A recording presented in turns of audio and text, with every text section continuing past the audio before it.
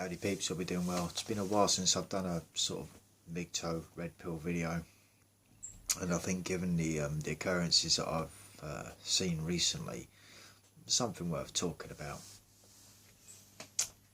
Definitely. So a couple of years ago, back in 2020, one of the clients that wanted some work carried out on their vehicle. At the time she was getting divorced, I'd say she was probably mid-30s then, and she had a couple of little girls from what I can gather, and she wasn't particularly happy with the way things had panned out for her. So I don't really know what had happened, didn't get that sort of intimate or in detail, but she told me that her father had bought her a set of license plates that spelt something out for her. So alright, fair enough. And I was there fitting them. And a couple of the guys there were sort of like, well, one of the guys at the place was having a bit of a laugh about it, saying, oh yeah, you know, all of this. And I'm like, nah, it goes against my my standards. You know, I don't date single mums. I'm not raising someone else's kid. It's not gonna fucking happen. I've been there enough times to know how it turns out for me, right? No. Well,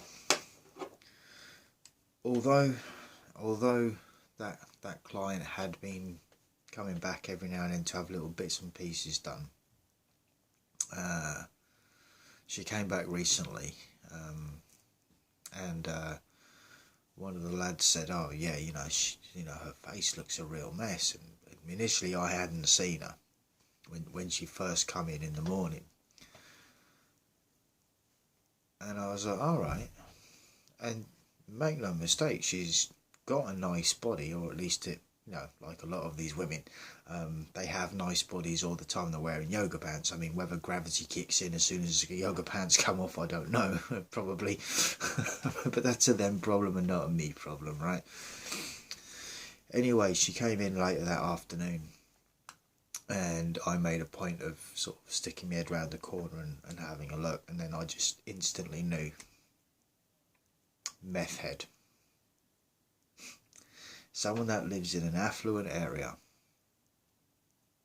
has a house, has an expensive vehicle. It's expensive to buy, it's relatively expensive to maintain. I don't know if she still has custody of both her, you know, her children. And it looked to me, because it was the individual that dropped her off, he looked like a meth head too. And anyway, after they'd gone, I'd said to the boss, I said, you know what that is, don't you? And he's like, no. I'm like, that's what happens when you fuck around with meth. And he looked at me, he's like, what? I'm like, that's what meth does to you. I says, that's why you don't fuck about with that sort of people. Now, initially, his response was, oh, well, this is what happens when you fall in the wrong crowd. And I just sort of looked at him and laughed, and I said, fall in with the wrong crowd. I said, that is a decision she has made all by herself. She's not a naive teenager that can be easily led into doing things. She's a fully grown adult with 2 dependents, or unless she lost custody of them, which is at the moment it would be totally, from my point of view, totally fucking understandable.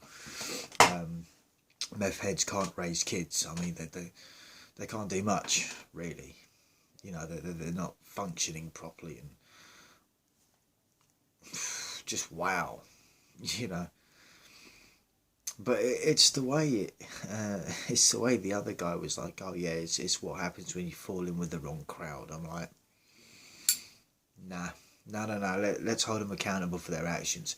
She chose to get involved with that crowd, knowing full well the effects that stuff has on people.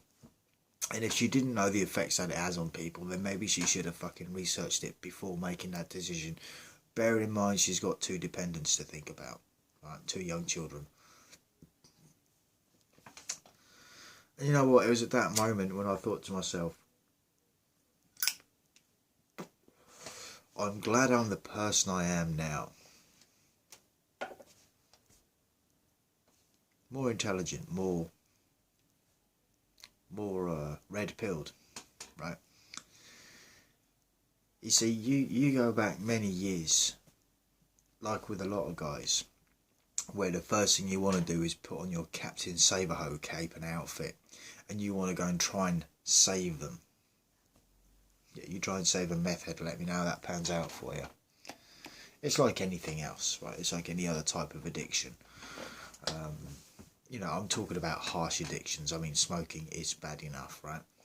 But I'm talking about actual addictions to, say, even alcohol, which, although isn't a hard drug, should certainly be considered one. To obviously the harder stuff, such as the Class A's and all of that. Now, could you imagine the shit show some poor simp would get themselves into by trying to save someone like that? You know, even with, if the fella, as it were, you know, her fella, who, or at least I'm assuming it's her fella, who would have introduced her to all of this in the first place. And again, she's got money, he looks like he hasn't got a pot to piss in. Or at least she might have had money. I don't know if she's still got that much now. Because again, unless and there's a couple of ways you can look at this one.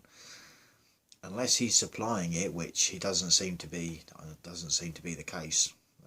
You know, given the state of his dress code, as it were. You know, just fucking no, all of it.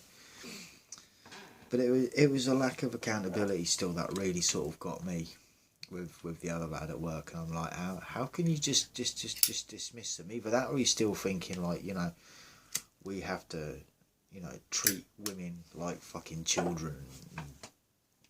Just fucking hell, mate. Just wow.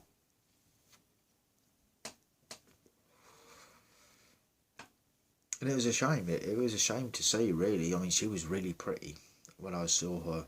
When I first saw her a couple of years ago, she was a really pretty young mum. And, yeah, she just come in the other day, mate. She's a fucking write-off. Sad. Sad. But again, her body, her choice, right? This is what she wanted. I mean, maybe if she'd have played the cards a bit better with me, but at the time I wasn't interested because I've been through what I've been through, right? And I know that a lot of these women do it to themselves, and then I don't know, they want a handout, or they want to blame all their own bad decisions on men, right?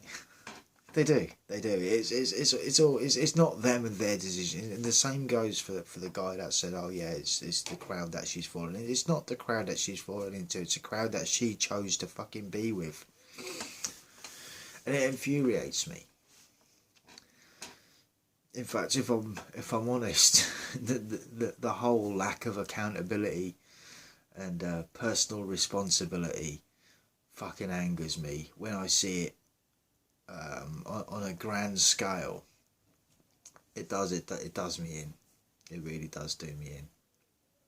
But you know, it is what it is. You know, you can't. I mean, at this stage, fucking. I mean, me, I'm not going to go in and try and save someone like that. It's like no, because they end up drowning the other person. You know, if you can imagine they're a person that's drowning, they end up drowning you as well. You know. And there ain't nothing good to be achieved from any of that. You know, you're not going to come out, you're not going to get a medal, you're not going to get a Good Person of the Year award, even if you did go in there and get involved and, you know, say you got her out of that sort of scenario and, you know, you got her life back on track. Do you seriously think for 1 minute that they're going to thank you for that? You know, you can't even anticipate the hell that you're going to go through. The ups and the downs, and there's going to be more downs than there are ups with that sort of a situation. You know, and then there's the psychological side of everything, you know, how you deal with that sort of mental stress, and it's just like, wow, man, no. No, no, it's a choice they made, and it's a choice that they're going to have to live with, and unfortunately, it's going to be, as always, their offspring that probably suffers the consequences of their bad decisions and mistakes. It usually is. It usually is. But hey, here we are, man. I mean, and this isn't a new thing, right? This is just something. This is just another real life example that I wanted to use for this one. Now, to throw in a different sort of thing, moving away from that, because I've done about 10 minutes on that one. I just want to do a couple of minutes just talking about something that I said in a video not too long ago with regards my thoughts on relationships, and I said obviously that if the right person came along and all of this. Well, when I said that, and since saying that, it seems I've lost a few subscribers, which is fine. You know, sometimes YouTube unsubscribes people, or sometimes, you know, you find your own way in life, and maybe my videos have served the purpose and maybe helped, or maybe not, or maybe they're just crap and you're just not interested. Fine, fair enough. But if they've unsubscribed because I said, oh well, if the right person came along, well, you know, sure, that doesn't even scratch the surface of, you know, what I look for. You know, truth be told, men, generally speaking, have such low standards for themselves, you know, and that's just sort of it. That's what I wanted to sort of talk about. That's, you know, when I say, oh yeah, I'm like open for you know, the possibility of a relationship, and it's not even that it comes down to ideals, right? Because we all know about ideals and ideologies. A lot of the time they're just that, in an ideal world. Well, we don't live in an ideal world, but there are certain criteria that any woman is going to have to meet in order to in order for me to be interested, for starters. You know, and to give you guys some pointers, first of all, temperament and attitude. If they've got crappy temperament and a bad attitude, they're out. I don't care. I'm not wasting my time with that sort of shit. If they've got any sort of entitlement issue that they think that they deserve a good man because, out. Yeah, I don't care. That's not, no, you don't. That is not the correct way to approach a relationship, or to try and even look for a relationship. And sort of with that, you know, there's so many women out there, and this is the ironic part. And whereas they say that they want a traditional man, and you know, when it comes to these women that say that and how they live their lives, they're not traditional in the slightest. You know, they're not. You know, the whole idea of getting married isn't because it's not even to do with the religious side of it, right? It's just for the look at me factors, you know, so they can maybe post some pictures up on Instagram or whatever and tell all their mates on social media, look at my wedding, we spent this much, or whatever, you know. It's just like, I suppose, keeping up with the Jones, yeah. You know, they've got another friend and they had a wedding that cost XYZ, so they have to be XYZ and some, right? But again, you know, when you look at the sort of core qualities, they're not traditional women, right? The other sort of side of that, and a lot of women do get the ump with this one, and it's like, well, that's a you problem, not a me problem, is those that have high body counts. You know, their ability to pair bond is lessened quite a bit. You know, after, some say 4 partners, some say 7, some would argue for 10, but you know, I mean, let's be real. It's like there's so many people now, like, chatting, they're giving out their statistics and everything of what they think, you know, is too many. And the truth be told, is, you know, it is that the more of a higher body count that they have, the less chance that they have of being able to pair bond. Now, it doesn't work the same for guys, and that's not my fault, and it's not men's fault. It's just nature. It's just the whole the unwritten rules of subconscious dating. It's a known fact that if a guy is really attractive, earns good money, 6 foot, nice hair, blah blah blah, you know, and as long as he's charismatic as well, he will attract lots of women. So his SMV, sexual market value, will be naturally high, and obviously every woman wants a piece of him, as it were. But it doesn't work the same for women, unfortunately, and that's not men's fault. That's just the way that it is, because we look at it, it's like, you know, it's that thing of that scenario of where, say you do get someone that's got a, we'll go with a moderate body count, right? And they're looking to, air quotes, settle down. That in itself is a red flag, right? If they're telling you that they're going to settle down, that means they're settling down to be with you. Think about that, right? And look, not in literally every single case, but in a lot of cases that's what it is. They're settling. What does that mean? Well, they're always going to have their eye open in case what they settled for they're not happy with, and if something else better comes along, then they will unsettle themselves from being with you and go with someone else, because the opportunity is there. Even if the other person is just in it to get their willy wet for a little bit and then fuck them off, and then, of course, by that point, the relationship that they initially had, they've destroyed that one, and they usually burn the bridges, because obviously they cheat, you know. So they burn any bridges that they might have had initially to be with the new guy. And of course, with that, well, then that's another 2 that they've got to add to their body count, and less chance of them being able to pair bond. So things like that is something that I also take into consideration. And this is something that, you know, I think probably really irritates a lot of women. But again, it's not our fault. It's like, you know, like I said earlier, it's like you need to be responsible for the decisions that you make in your life, right? Everything that you do, even if not immediately within the same week, month or year, over time, you know, there's going to be consequences for that.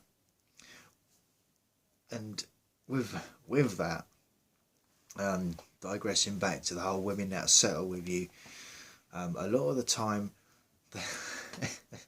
and it's funny because it's true, and it's funny because I just find it funny. And whereas all that freaky shit that they used to do for the bad boys and the Chads and the Tyrones, but they won't do it for you, right? Don't think they will, because they won't, right?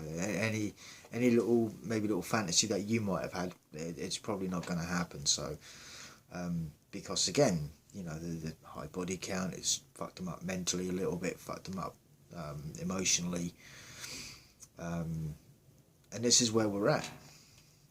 This is where we're at, you know. But like I say, even though I say I'm open to having a relationship with the right person, you know, my standards aren't excessively high that literally no one is going to meet them, but it's not far off that either. And it's not that my standards are so high, it's just that women's behaviour is so outrageous these days that they do it to themselves. They knock themselves out of the ball game by ruining their chances later on in life. But hey, that's a them problem, not a me problem, because I'm quite happy by myself as well. You know, I don't need a woman in my life. I like to have women in my life, yeah, but I don't need them. You know, they're not the be all and end all. I don't have the same I suppose woes and worries that they may have, especially if they don't have kids by the time they're in their like early 30s. And you know, like I sort of said before, it's like when you're having, you know, kids in your early 30s, you're considered a senior mother, a senior birther, or whatever you call them these days, who knows. so many strange titles for everything because the world's just gone batshit crazy. But anyway, look, just thought I'd throw these out there.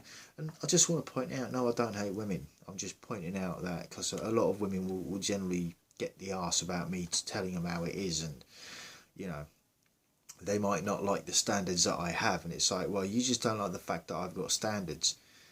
And it's probably better than their standards. Their standards are probably double, and if they didn't have double standards, they probably wouldn't have any. I'm just saying. So anyway, thoughts, comments, opinions, feel free to jot them down to the next one. Stay cool, stay free. Peace out.